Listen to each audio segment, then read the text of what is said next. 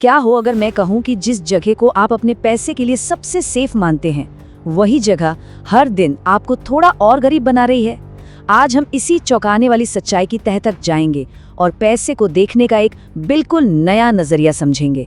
हाँ, तो आगे बढ़ने से पहले एक बात साफ कर देते हैं।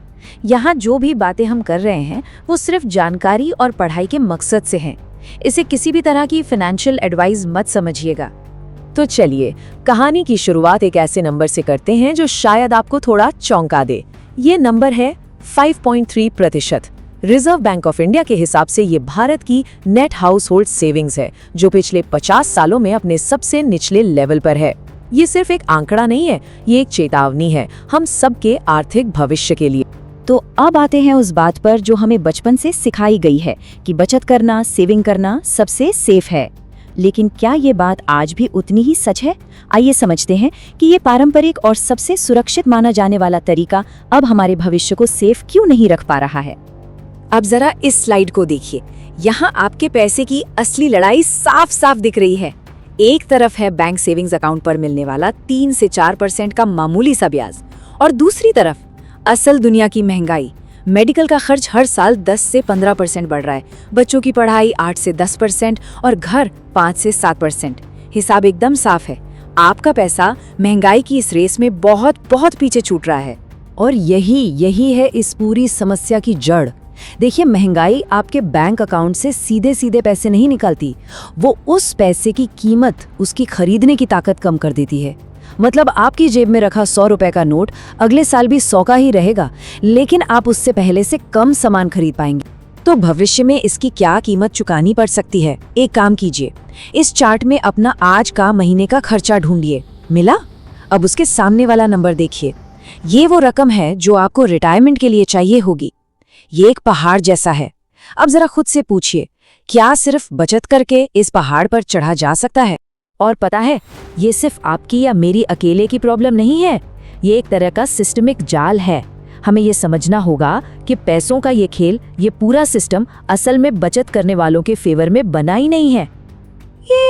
ये कुछ जाना पहचाना सा लग रहा है ना?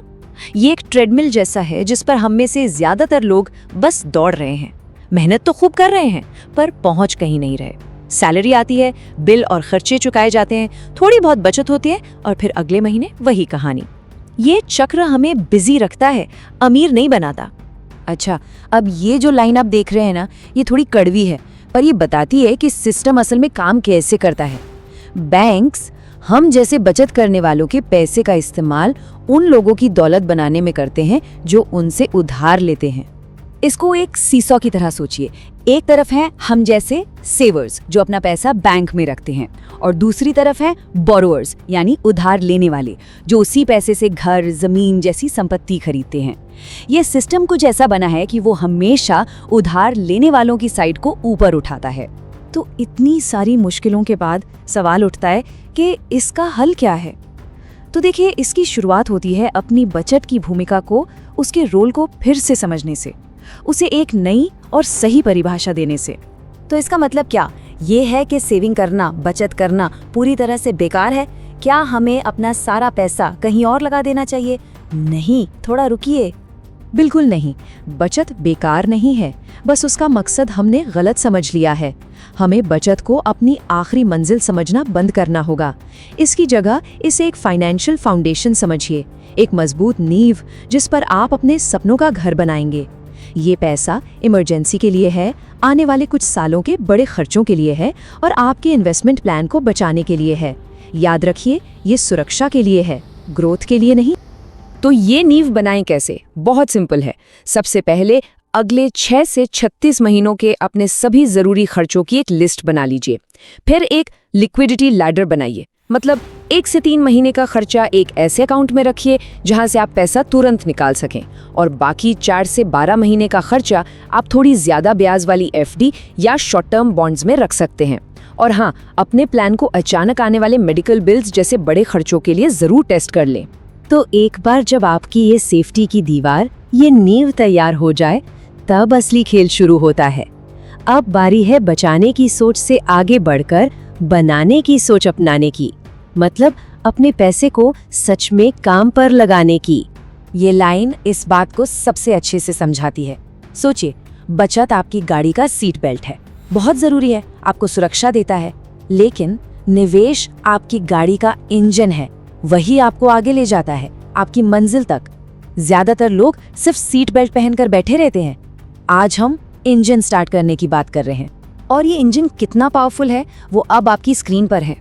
मान लीजिए आपने 10 लाख रुपए 20 साल तक सेविंग्स अकाउंट में छोड़ दिए, वो बढ़कर करीबन 18 लाख बन जाएंगे, ठीक है।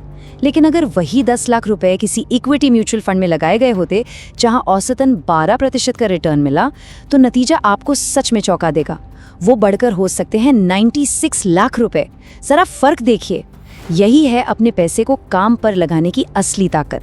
तो इस पूरी चर्चा का जो सार है वो इस एक लाइन में है। बचत आपके कल के कमाए हुए पैसे की हिफाजत करती है, लेकिन निवेश आपके आने वाले कल की आज़ादी को बनाता है। ये सिर्फ एक फाइनेंशियल शिफ्ट नहीं है, ये पैसे को लेकर अपनी पूरी सोच को बदलने का समय है।